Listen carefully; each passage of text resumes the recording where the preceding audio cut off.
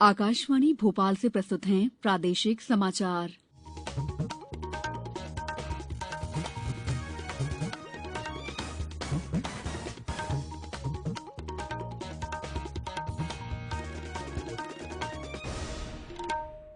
नमस्कार, समाचारों के साथ मैं दीपा सिंह।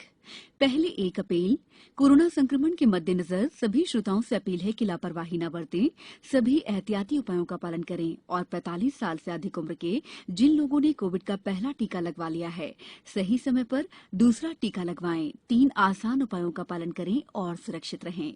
मास्क लगाएं, 2 गज की सुरक्षित दूरी बनाए रखें, बार-बार हाथ धोने और साफ सफाई का ध्यान रखें।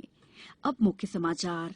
प्रधानमंत्री नरेंद्र मोदी ने कहा, राष्ट्रीय डिजिटल स्वास्थ्य मिशन डिजिटल स्वास्थ्य प्रौद्योगिकी के क्षेत्र में क्रांति लाएगा। कुछ पाबंदियों के साथ 1 जून से प्रदेश को किया जाएगा अनलॉक। राज्य शासन ने तैयारियां शुरू की और प्रदेश में समय से पहले आ सकता है मॉनसून। अब समाचार विस्तार से।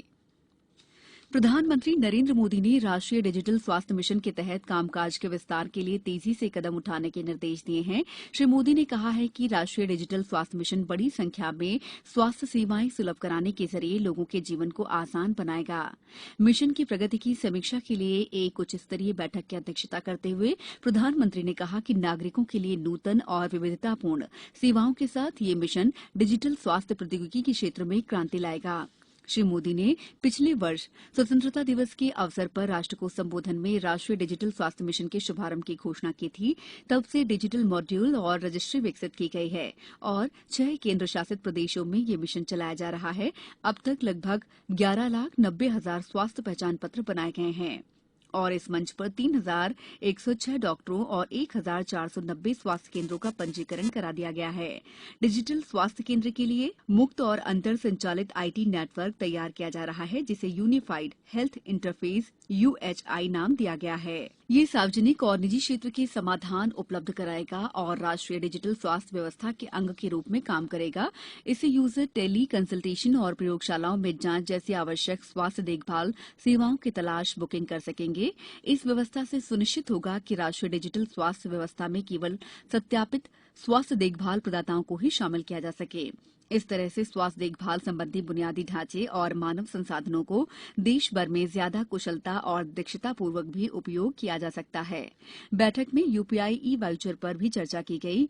यूपीआई ई वाउचर को भारतीय राष्ट्रीय भुगतान निगम ने विकसित किया है। प्रधानमंत्री ने कहा कि नागरिकों के लिए इस प्लेटफॉर्म की उपयोगिता केवल तभी नजर आएगी जब देश भर के नागरिक डॉक्टर के साथ टेली कंसल्टेशन और प्रयोगशाला जांच जैसी सेवाएं हासिल कर सकेंगे। कर्तव्य निष्ठा और लगन का अनूठा उदाहरण मध्य प्रदेश के सागर जिले में देखने को मिला। पेश है एक रिपोर्ट। कर्तव्य निष्ठा और लगन का अनूठा उदाहरण मध्य प्रदेश के सागर जिले में देखने को मिला, जहां जिले के ग्राम रिछोड़ा में एक प्राथमिक शासकीय शिक्षक ने कोरोना काल में भी बच्चों को घर घर जाकर पढ़ाया। इस दौरान उन्होंने कोरोना से बचाव के लिए ग्रामीणों को निःशुल्क मास्क भी वितरित किए। कोरोना काल में बच्चों की पढ़ाई प्रभावित हो रही थी, तो मैंने गरीब बच्चों के लिए कुछ नया करने का सोचा। तो हमने स्वयं की स्कूटी पे एक चलता फिरता विद्यालय का स्वरूप देकर बच्चों की पढ़ाई प्रारंभ कर दी। बच्चों की पढ़ाई प्रारंभ होगी, इनका लाश नहीं हो रहा है और सभी बच्चे पढ़ रहे हैं और लाभ ले रहे हैं। शिक्षक चंद्रहास ने शैक्षणिक गतिविधियों के लिए एक वाहन चलता फिरता विद्यालय भी तैयार किया है। उनके इन प्रयासों का ही परिणाम है कि संकट काल में भी रिछोड़ा ग्राम के बच्चों की शिक्षा बंद नहीं हुई है। पूजा पीवर्धन, आकाशवाणी समाचार, भोपाल। किसान कल्याण और कृषि विकास मंत्री कमल पटेल ने कहा है कि हरदा के चिचोचकोटी वैदिक विद्यापीठम को प्रशिक्षण केंद्र के रूप में विकसित किया जाएगा। उन्होंने चल रहे निर्माण कार्यों का निरीक्षण भी किया। मंत्री श्री पटेल ने वैदिक विद्यापीठम संस्थान द्वारा लगाए गए औषधीय पौधों के बाग का भी अवलोकन किया। वैदिक विद्यापीठम ग्राम छीपानेर के पास चिचोटकोटी में स्थित है। मंत्री श्री पटेल ने निरीक्षण के बाद टीमा गांव के निकट गौ अभ्यारण्य में गांव के लिए शेड निर्माण का भूमि पूजन किया। छतरपुर क्रिश्चियन समाज के अध्यक्ष डॉक्टर जयराज ब्राउन ने लोगों से कोविड दिशा निर्देशों का पालन करने के साथ साथ वैक्सीन लगवाने की अपील भी की है। मेरा नाम डॉक्टर जयराज ब्राउन और बस स्टैंड के समीप मेरा निवास स्थान है। मेरी समस्त जागरूक लोगों से, जनता से अपील है कि जो कोरोना आया है, जो नया स्ट्रेन आया है, बहुत ही घातक, इससे हमको सुरक्षित रहना है। इसलिए सरकार की बताई हुई गाइडलाइन का हमको पालन करना है। कोविड-19 से बचाव और सुरक्षित रहने के 3 उपाय। मास्क लगाएं, 2 गज दूरी है जरूरी, सुरक्षित दूरी रखें, हाथ और मुंह साफ रखें। ब्रेक के बाद समाचारों में आपका एक बार फिर स्वागत है। राज्य में कोरोना संक्रमण में लगातार आ रही गिरावट को देखते हुए अब कुछ पाबंदियों के साथ 1 जून से अनलॉक की तैयारियां की जा रही हैं। कल राज्य मंत्रिमंडल की बैठक में अनलॉक के बारे में विस्तार से चर्चा की गई, जिसमें सुझाव दिया गया कि कुछ सुरक्षात्मक उपायों के साथ साथ धीरे धीरे अनलॉक की प्रक्रिया को अंजाम दिया जाए। सूत्रों ने बताया कि कैबिनेट की बैठक में इस बात पर सहमति बन गई है कि 1 जून से सरकारी दफ्तरों में 50% कर्मचारियों के साथ कामकाज शुरू किया जाए। वहीं धार्मिक, राजनीतिक और भीड़-भाड़ वाले कार्यक्रमों पर प्रतिबंध जारी रखा जाए। बैठक में दिए गए प्रस्ताव के अनुसार मॉल, सिनेमाघर, स्विमिंग पूल, पार्क कॉम्प्लेक्स बंद रहेंगे। वहीं शादी समारोह में दोनों पक्षों की तरफ से 20-20 लोगों को शामिल होने की अनुमति दी जाएगी। आर्थिक गतिविधियां और उद्योग, व्यापार कोविड दिशा निर्देशों का पालन करते हुए अपना काम शुरू कर सकेंगे।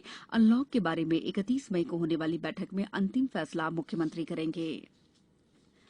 प्रदेश राष्ट्रीय स्वास्थ्य मिशन संचालक ने प्रदेश के मुख्य चिकित्सा एवं स्वास्थ्य अधिकारी तथा जिला टीकाकरण अधिकारी को नवीन दिशा निर्देश जारी किए हैं। स्लॉट बुकिंग के बाद भी लाभार्थी टीका लगाने अगर उपस्थित नहीं होते हैं तो ऐसी स्थिति में टीकाकरण केंद्रों पर बची हुई वैक्सीन का उपयोग शाम 4 बजे के उपरांत ऑन साइट बुकिंग के आधार पर किया जाए। मिशन संचालक श्रीमती भारद्वाज द्वारा जारी परिपत्र में 18 से 44 आयु संवर्ग के कोविड-19 टीकाकरण के लिए प्रदेश के 4 महानगरों में भोपाल, इंदौर, ग्वालियर, जबलपुर और 12 नगर निगम क्षेत्रों बुरहानपुर, छिंदवाड़ा, सतना, रीवा, देवास, कटनी, खंडवा, मुरैना, सागर, रतलाम, सिंगरौली, उज्जैन में 100% टीकाकरण ऑनलाइन रजिस्ट्रेशन के आधार पर किए जाएंगे।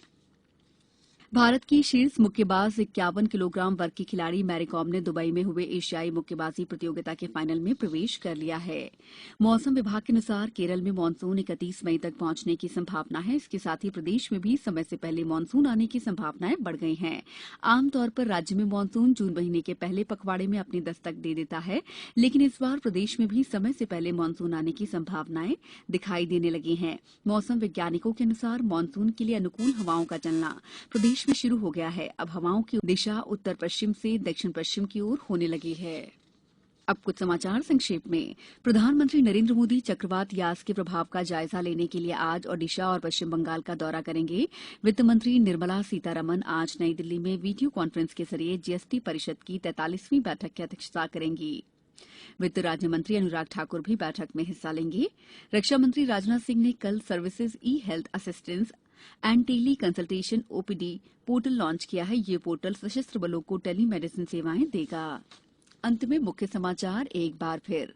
प्रधानमंत्री नरेंद्र मोदी ने कहा, राष्ट्रीय डिजिटल स्वास्थ्य मिशन डिजिटल स्वास्थ्य प्रौद्योगिकी के क्षेत्र में क्रांति लाएगा। कुछ पाबंदियों के साथ 1 जून से प्रदेश को किया जाएगा अनलॉक। राज्य सरकार ने तैयारियां शुरू की और प्रदेश में समय से पहले आ सकता है मानसून। बुलेटिन के अंत में आप सभी से एक अपील, मास्क और 2 गज की दूरी, हाथ धोना भी है जरूरी। नमस्कार।